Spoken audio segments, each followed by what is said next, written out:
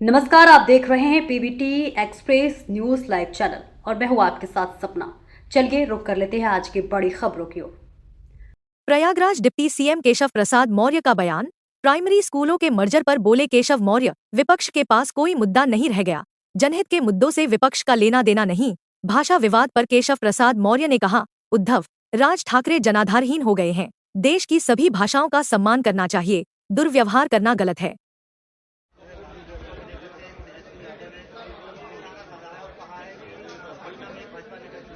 देखिए, जब चुनाव आते हैं यूपी के अंदर समाजवादी पार्टी अपने गुंडों, अपराधियों, माफियाओं को आगे बढ़ाती है और बिहार में राष्ट्रीय जनता दल वो अपने गुंडे, अपराधी, माफियाओं को बाहर दौड़ाते हैं जिससे सरकार बदनाम हो।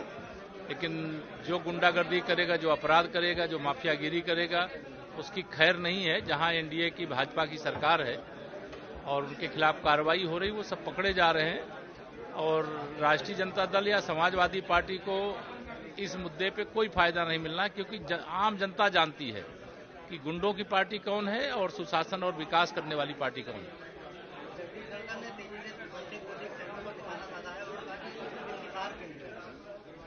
देखिए, क्या विषय को लेकर के उन्होंने बोला है मैं नहीं जानता हूं, लेकिन कोचिंग सेंटर तो बहुत सारे चल रहे हैं, इसमें कोई दो राय नहीं है। हमारे बहुत सारे बच्चे ऐसे हैं जो कोचिंग सेंटरों में जाते हैं, वहां से अपनी तैयारी करते हैं। लेकिन अगर धनखड़ जी ने कुछ कहा है तो उस पर मेरी ओर से कोई टिप्पणी नहीं। कांवड़ यात्रा लगातार शुरू है और इसको लेकर के तमाम जो है ये भारत है, तीर्थ स्थलों का देश है। यहाँ कभी अयोध्या के लिए, कभी मथुरा के लिए, कभी प्रयागराज कुंभ के लिए, तो कभी सावन के महीने में कांवड़िए अपना जल चढ़ाने के लिए जाते हैं।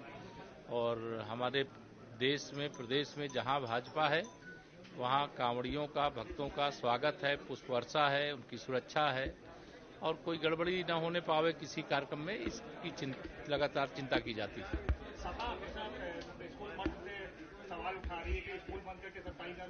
देखिए, माननीय उच्च न्यायालय के सामने मामला आया था। माननीय उच्च न्यायालय के निर्णय आने के बाद सपा की टिप्पणी खोखली है, अब उनको कुछ बोलने का नहीं है।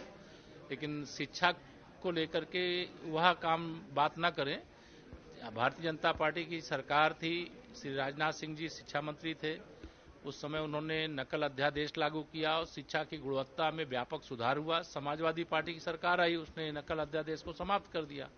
तो वो शिक्षा के प्रति गंभीर लोग नहीं है, वो अपराध के प्रति, माफियाओं के प्रति, अपराधियों के प्रति गंभीर है। प्रमोद तिवारी कांग्रेस नेता है, बिहार चुनाव को उन्होंने बोला है भाजपा जब भी चुनाव आती है ईडी और इनको आगे करती है, सीबीआई भी।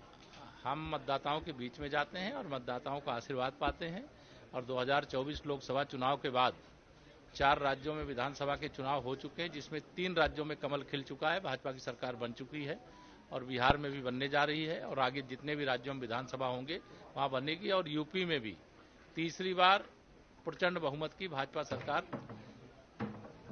325 का आंकड़ा हम लोगों ने 2017 में प्राप्त किया था, 2027 में भी इस आंकड़े को दोहराएंगे।